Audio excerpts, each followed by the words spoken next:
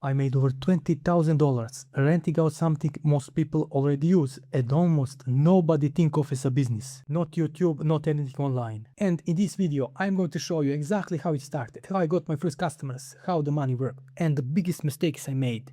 Because this was way less glamorous than it sounds. At 18, I wasn't trying to build a business, I just wanted money. I didn't have some crazy network, I didn't have investors, and I definitely didn't have everything figured out. I just noticed a simple problem. People wanted to throw parties, birthday, and the small events, but most of them didn't have a decent audio setup. Then I started noticing it everywhere. Every party, every birthday, same problem. The music setup was bad, the sound was weak, or they have to borrow random gear from 3 different people. That's when I realized this might actually be a business. So I made a decision that felt pretty big at that time. I bought my first setup. It wasn't some messy professional DJ company level investment, but for me it was serious money. I dropped about $1,000 on my first real setup, 2 solid active speakers, the stands, and every cable I needed to make sure I didn't show up looking like an amateur. I didn't need the fancy lights yet, I just needed it to work every single time. I didn't have customers at the start, so I did things most people wouldn't. I printed trip flyers, left them on the bus seats,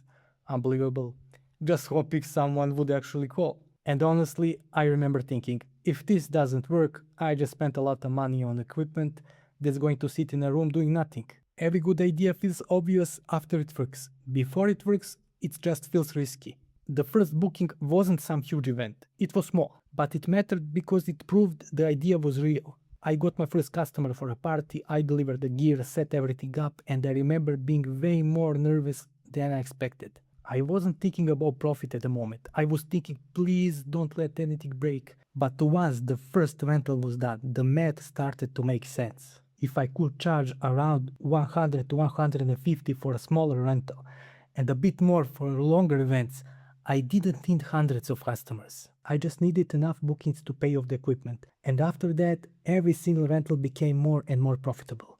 And that's exactly what happened. It didn't explode overnight. It grew in the most boring but powerful way possible. One customer told another person, then someone booked me for a birthday, then another person needed equipment for a party. It was local word of mouth, not fancy, just useful. Now here is the part people online usually leave out. This was not passive income at all. You have to carry heavy gear, answer messages late, deal with transport, setup, pickup, timing, people changing plans. On paper it sounds simple, in real life it's work. I also made mistakes. I underpriced at the beginning because I was just happy someone wanted to book me. I said yes to things I probably should charge more for. And I learned very quickly that if you own equipment, one careless customer can erase a lot of your profit. So I had to get smarter with pricing, with deposits, with expectations, with everything. But over time, the rental stacked up. Not in some movie montage way, just one job then another, then a few busy weekends. And when I looked back at it, I had made over $20,000 from that business.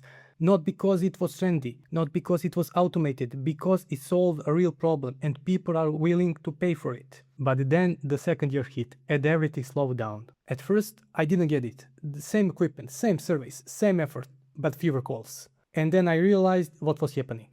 Other guys started doing the same thing, but better. New gear, thinner setups, more professional. While I was still using the same equipment, telling myself it was good enough. And slowly my customers started disappearing. Not because I got first, but because they got better. That was the moment it clicked. If you are not upgrading, you are falling behind. The market doesn't care what worked last year. It only cares who's the best right now. And that experience changed my way I think about money. It taught me that making money doesn't always start with some perfect online business. Sometimes it starts with an asset, a simple need in your area, and willingness to work most people don't want to do consistently. If I had to summarize the lesson, it's this. The best first business isn't always the coolest one. It's the one that actually makes sense, solves a problem, and gets cash moving. For me, that was sound equipment rentals. For someone else, it might be something completely different, but principle is the same. And funny enough, years later, I got my first YouTube channel to 1000 subscribers, and still wasn't monetized. I'll break that down in another video. But yeah, this was the first time I realized I could actually make money on my own.